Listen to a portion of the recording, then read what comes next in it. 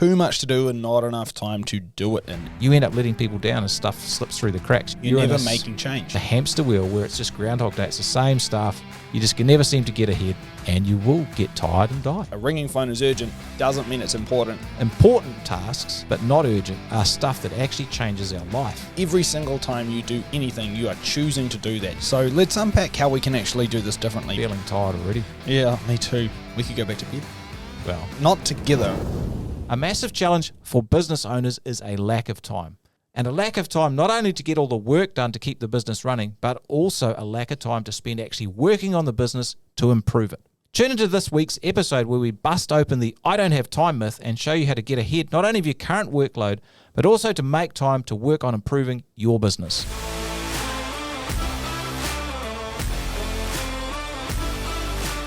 Well, howdy there, Tony Fraser-Jones, the host of the Profitable Tradie podcast, with plenty of time this morning. Well, mate, Phil Smith, yeah, you got plenty of time this morning? Mate, we've always got plenty of time. It's always a matter of perspective, right? Apparently. Sounds like you're under a bit of pressure to get it this morning, as I was getting family organised. And Yeah. But you know what? You have exactly the amount of time that you had every other morning. So all you got to do is just use it better, right? Yeah, easier said than done. I can hear people listening to that like, going, smash those guys. No, it is a bit like that sometimes. Yeah. What are we getting into, Chief? Mate, we're talking about the age-old problem of having too much to do and not enough time to do it in. And the issue that most businesses are going to face is, it's hard enough to stay on top of your day-to-day issues, without being able to make time for working on stuff to improve your business. So fitting it all in is tough. Yeah. Well, I mean, if you think about people's to-do list, if they've actually got time to write a to-do list, I mean, people often just stumble into the day and it just takes them over and it's like a flipping roller coaster until they crash in bed. Yeah, that's right. But even if you do have a to-do list, it's always got more on it than you can do. And most of it is just stuff that needs to be done in the next couple of weeks or the next couple of days, let alone all the stuff that you would love to do, which would actually help improve your business, whether it's putting systems in place or building some hiring processes or marketing or sales or whatever, or just to get a clear head to think about stuff. For a few hours. It's really, really difficult. And this is before we even mention, time to actually look after yourself, your health, your hobbies, your family, be a good husband, wife, father, mother, brother, sister, friend, whatever. We haven't even talked about that yet. Feeling tired already. Yeah, me too. We could go back to bed. Well, not together, all right? Anyway, I'm sure you have a story to kick us off. That's an attractive invitation. I might just pass there, mate. Yeah, thank you. Look, if you think about this concept of I don't have time, it's an interesting concept. If you think about a bad situation in your life, like for example, God forbid this never happens, but you get a phone call from a hospital and they say, hey, look, your son or your daughter has been in a really bad car accident. You need to get to the hospital. Well, nobody's going to say, I don't have time. When, 5 minutes before that phone call, that's all they were saying to people asking stuff of them. I can't do that because I don't have time. And so what that story demonstrates, because of course you're going to go straight to the hospital. Everything else will fall away. And, you'll get there as quickly as you can because that person and that situation is really important to you. It's a priority to you. So it's about importance. And I think that the story here demonstrates that time is definitely a challenge. And obviously you can't do everything that you need to. That's called being a human being. And it's worse when you're a business owner, obviously, because there's more stuff. Yeah. But you prioritize stuff. And that's the story there shows us that some things are more important than others. And we spend our time on the things that are important to us. Yeah, or the things that we think are important to us. Yeah, big time. And I think if we don't actually get things right in terms of the way we look at time, we'll run into some problems, right? Yeah, well, first thing is you just feel overwhelmed because there's just too much to do. You can never get ahead. There's a never-ending stream of jobs to get through. There's a never-ending stream of jobs to price.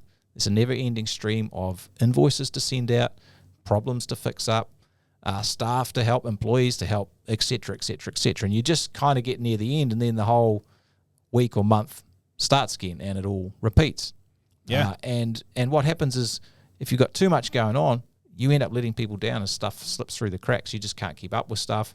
You get, this happens to me, to everyone. Just stuff falls off the table because you just can't literally get to it. Yeah. And life and business then starts to feel like a hamster wheel where it's just Groundhog Day. It's the same stuff. You just can never seem to get ahead.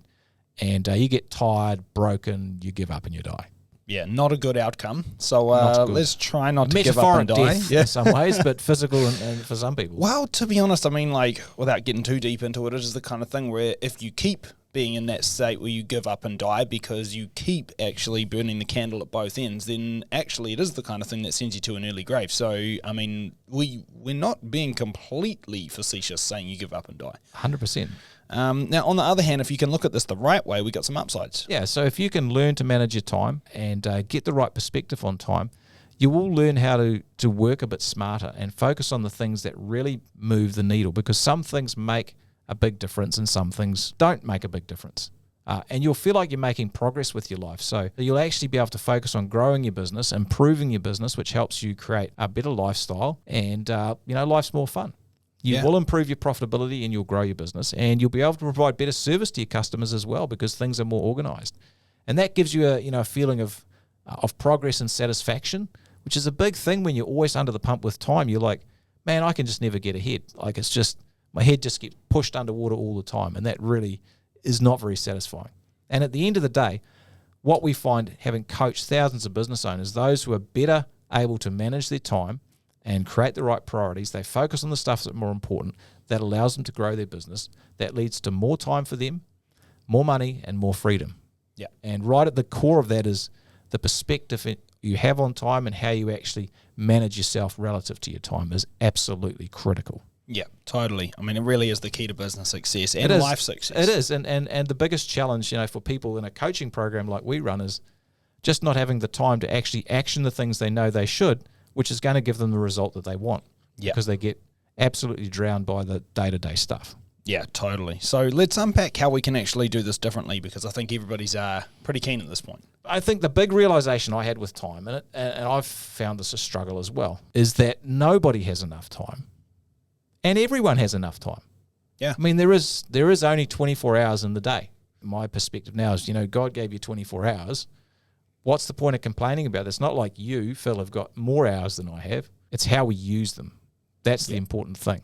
And so different people use time in a different way, and they allocate the hours they have to tasks which are more or less valuable.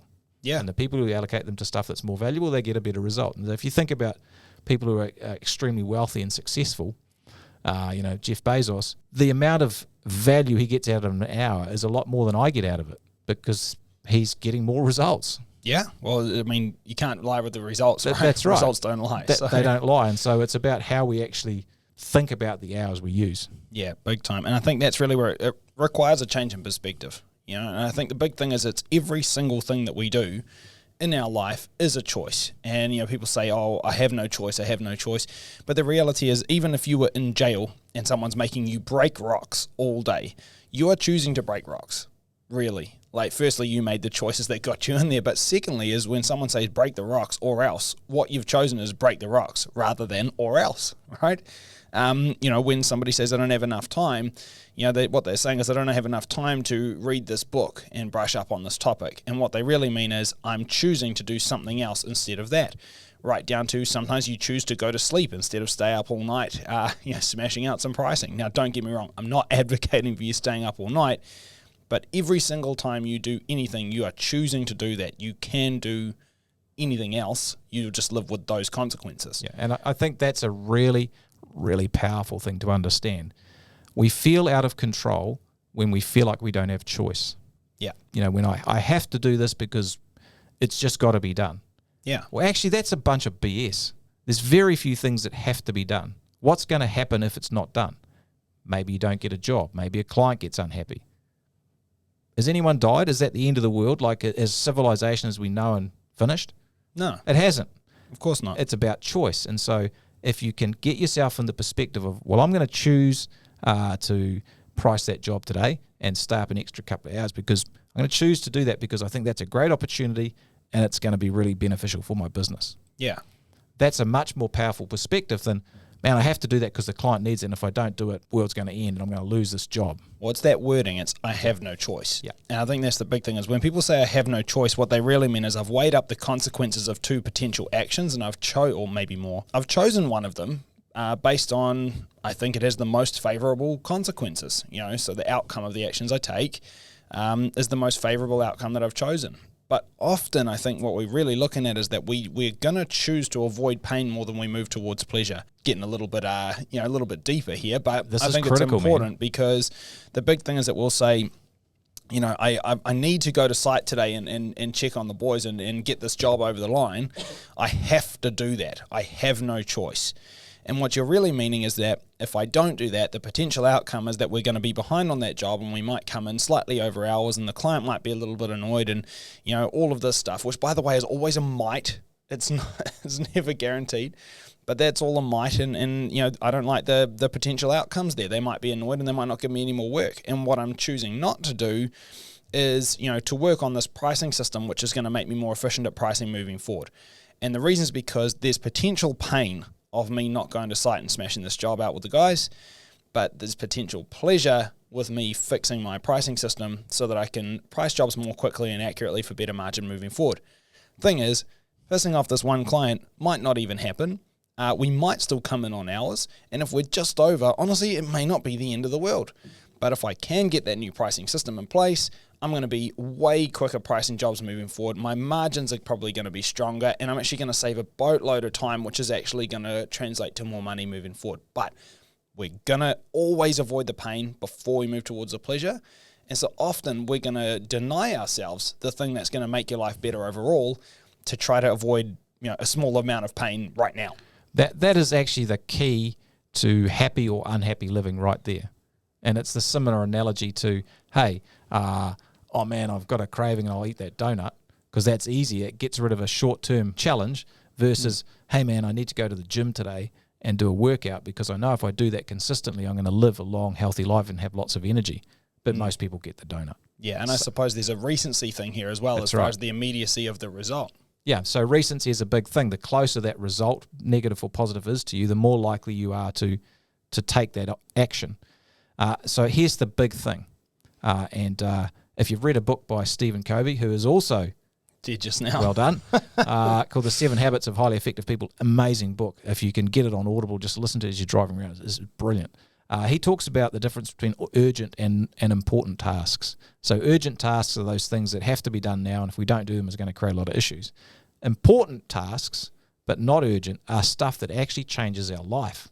That's strategy type things, building systems, looking after ourselves, having a holiday, thinking about where we're heading with our business, putting your pricing system in place, a hiring system, quality assurance checklists, all stuff that takes effort but will pay off in the long term. Unfortunately, as you said, we're wired to just address the urgent tasks. Yeah. And so we feel like we have no choice. But that's BS. We do have a choice. If we understand the fact that if we always do urgent stuff, that's going to leave us feeling frustrated, stressed, under pressure, anxious, and sort of on the go. Versus the important stuff is going to take some effort, but in the long term, that's going to give us the result we want. It's going to actually lead to less urgent stuff in the future. So if you think about building a really good hiring system, well, that's going to make you less urgent in the future because you're going to have a better team and you're going to have less issues to deal with. And so that's the key thing of understanding that you do have a choice. Feels like you don't. Understand the motivations that drive you and reassess them. Understand them as priorities as they truly are, because the important stuff is actually the most important to do. And sometimes you have to sacrifice the day-to-day stuff. Well, you actually, the key to success is you have to sacrifice some of the day-to-day stuff. You have to do the important stuff. Otherwise, you're never making change. You're never making change, and you're the cycle of churn, urgency on the treadmill, and you will get tired and die. That's right. And I think to take that concept just one level further as well, Stephen Covey actually breaks it into 4 quadrants, because sometimes it's not just a matter of is it urgent or is it important. Something can be urgent and important, in which case, cool, jump on that. Yep. It's okay to do something urgent as long as it's also important. The big thing is that obviously we're going to address that stuff. That's a given. It really gets a little bit more murky after that. So if something is urgent but not important, well, then it might be, really happening right now, but it's still not important. For example, a ringing phone. It's really hard not to pick up a ringing phone. And I'm sure a lot of the guys listening today, guys and girls, your phone probably rings a lot if you're a business owner. Your ear is probably on fire as we speak. That's right. But the hard part is you probably also know that a lot of those phone calls honestly aren't really changing your life or anyone's life. It's just basically wasted time. So the thing is just because it's urgent, a ringing phone is urgent, doesn't mean it's important. It could just be somebody who's been a time vampire, just looking to waste your life a little bit. Now, on the other hand, there's stuff which is unurgent, but it's important. And so that's, the stuff that's really going to make long-lasting change and a difference in your life. But it's just not knocking on your door right now. And I suppose that's really all of the big changes you want to make in terms of business improvement, system creation. It's basically all the stuff that's going to really help you get ahead. None of that's ever really that urgent, because you could do it now, you could do it tomorrow, you could do it next week. You're still going to reap the benefit. But the hard part is tomorrow never comes. And so you really never get around to that unless you actually put proactive focus. And then obviously there's stuff which is not urgent or important, in which case I'm like, cool, if you find yourself doing that stuff, please stop. Yeah, that's like Facebook and Twitter. That's right. And we have some pretty good practical tools which are going to help us pull this apart. So the psychology of it is critical to understand, because if you don't understand the fact that you have a choice to deal with urgent stuff or the urgent or the important stuff, you've got to understand that, because that'll help you make good choices with the tools that can help with planning your time. I think the first tool is... it's basically you can't manage what you don't measure. If you don't know where you spend your time, how can you fix it up? So we get our members to do something called a time productivity analysis. We actually record for a week or two, if that's how long it takes to actually get a good feel for where your time is actually going. Because you will find you spend a lot of time on stuff you did not realize. Yeah, and our experience is that a lot of people actually change their time habits when they actually just start measuring, because they're like, flipping heck, like this is just stupid. Yeah, I'm wasting all this time on the phone, or I've got meetings that are all over the show, and I'm spending time driving to the same part of the city 6 times a week, where I could put all the appointments together and save myself, 3 trips. Yeah, big time. And I suppose with this is just try to be really accurate with where you spend your time. Like don't lie to yourself. Remember, God's watching; He knows. So you might as well not lie to yourself. Or if He's not, Phil is. So well, I am. Careful. I definitely am. I remember watching the Arnold Schwarzenegger's documentary that just come out recently. It's 3-episode one on Netflix. Great watch. It was a great watch. But he's talking about exercising well into his 70s and old age, and I asked him how do you do this? Like, how do you find the time? You had all this stuff going on, and he says whenever anyone asks him about that, he pulls out their phone, opens a screen time app, shows them the amount of time that they're mucking around, and goes, "Don't tell me you don't have time to exercise." Which, again, I think it's true though, right? It's like if you do that simple thing to yourself, just pull out your screen time and then have a look at it, and then don't tell me you don't have time to work on your business, because you somehow have time to muck around on your phone quite a lot, right? That's right. So, it's all just a question of choices, like we said. But if you do that analysis of your time, it'll give you a good look at where things are actually going. Don't lie to yourself. You want to see the brutal truth, because that's going to help you to see where your tasks fit as far as those quadrants.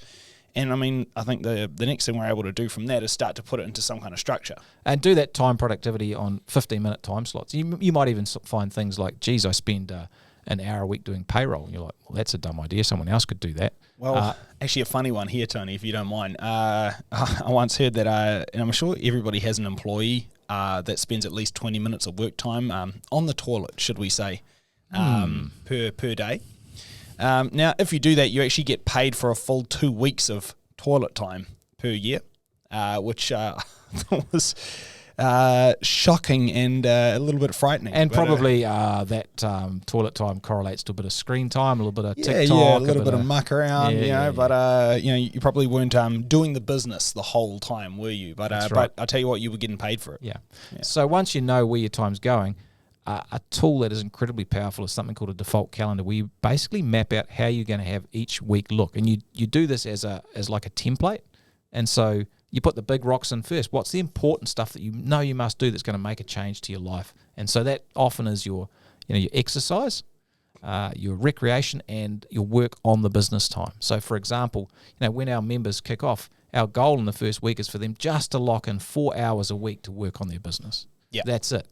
And if you do that, that's going to start turning the wheel in a different way. Yeah. And as you get more sophisticated, you can map out the whole week. But it's things like, hey, I'm going to go do site visits or go out in the field twice a week. I'm going to do it Tuesday morning and Thursday afternoon. And if people need pricing done, then the office can say, hey, Phil's available on Tuesday morning or Thursday afternoon. What time works best for you? You block it and book it. Put it all together. Rather than going Monday afternoon, Thursday morning, Tuesday afternoon, Friday first thing and Friday last thing, which is a complete shambles. Yeah, well, you can't really do anything with the downtime in the middle. It just gets to it's to different be too much. headspace. It's too much. Yeah, and I mean, again, build up to this, guys. It's like Tony said, I think a really important thing there is don't try to structure your entire week right off the bat if you've never done this before. Like when we have new members join our program, the first thing we try to do is just create 4 hours a week for them to work on their business, to hit that stuff that's important but not necessarily urgent, so that they can get ahead and start to see real meaningful change. That's really it. That's all we try to do. We're not, trying to tell anybody, hey, look, we're going to completely get all your time back in week 1 or 2. That's ridiculous. You can't stick to that. It's too much change too quickly.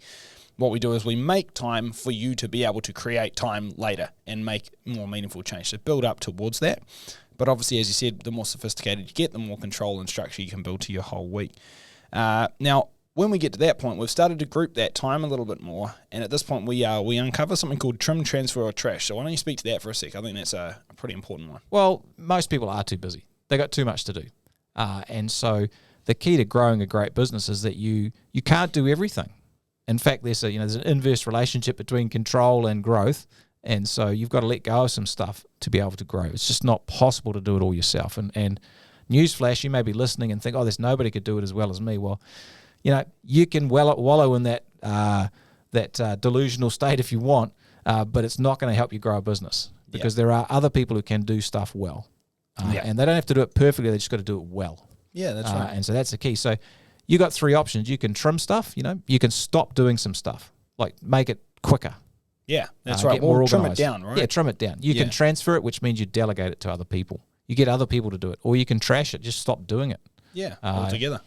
Just don't do it. Those are sort of the options you've got. And once you've done that, you can look at actually the most important thing of growing a business, which is getting into your team. Yeah, that's right. Well, I mean, at that point, you can build your team out. You make the right hires and the right roles and you get the right people. And at that point, you should be able to delegate to them. So if we think about that trim, trash, transfer, sometimes with the trim, I'm just going to not do quite so much of this. But the transfer part, does require you to A, have a team, and B, them to be good. Because as you said, there is that fear of what if I give it to somebody or I delegate and then it's not done as well as what I would have done. The thing is, when you hire the right people and you put the time into them, then not only will they be able to do it as well as you, but ultimately they'll probably do it better because they have more time to actually focus on that. On one thing. Yeah, and just get it right, For example, pricing. Like if you're doing all your pricing in your business at the moment, that's cool. You probably do a great job. You're probably very sophisticated at it. Like, well done to you. Pat yourself on the back and then slap yourself as hard as you can, because the fact is that you're probably only delegating a small sliver of your time to that. Now, as your business grows, you will have to let that go. Why? Because as the business grows, there is going to be too much pricing for you to fit in around other stuff.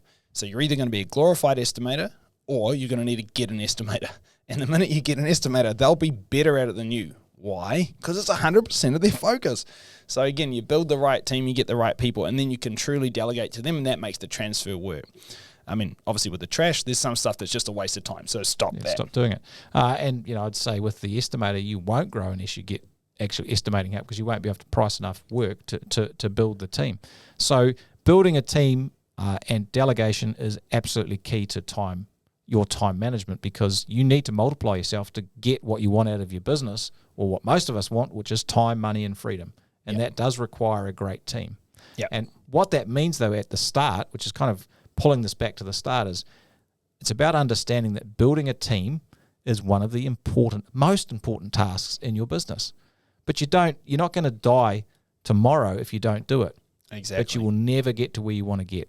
Which brings us right back to important but not urgent. That's right. That's the whole point, because you could build that team tomorrow, next week, next year, whatever, and you'll be fine. In fact, actually, it might feel more comfortable because it doesn't put that fire under your butt to go and actually get more work in, or build systems for them to follow, or put time into training. So actually, sometimes it's not just not urgent. It's actually something you kind of want to kick the can down the road a bit out of fear and uncomfortable, the fact that it's uncomfortable. This is a massive part of time management. The important stuff often requires us to learn new stuff, which means we don't know it, which means there's some fear and anxiety around it. And what happens when there's fear and anxiety? Procrastination. Yeah, we put things off. We put things off because it's a bit uncomfortable. Yeah. But until you push into that uncomfortableness, you won't get the changes you want, and your time challenges, they will not improve. That's right. So you really need to be able to lean into that, important but not urgent. I think that's the whole real point when it comes to time management. That's Before you get that right, none of the rest of it's going to click. Yeah. All right. Well, shall we land this plane? Let's do it. So nobody has enough time to do everything they have, and most of us buy into the delusion that I don't have time. But that's not true. Time is actually about priorities, and it's about making choices, and you understanding that you have a choice about how you spend your time. The key to success is to choose to spend more time on the important stuff which will grow your business and your life, rather than just focusing on the urgent stuff which will keep you anxious, stressed, and broken. Thanks heaps for listening. We'll catch you all again next time. See you later. If you're serious about taking your service business to the next level, be sure to check out our show notes for a copy of our free book, The Profitable Tradie, and other valuable resources to help you on your journey. And don't forget to hit the follow button and stay up to date with our latest episodes. That's all for today, folks. We hope you found this episode of the Profitable Tradie podcast helpful and informative. Thanks for listening, and we'll catch you in the next one.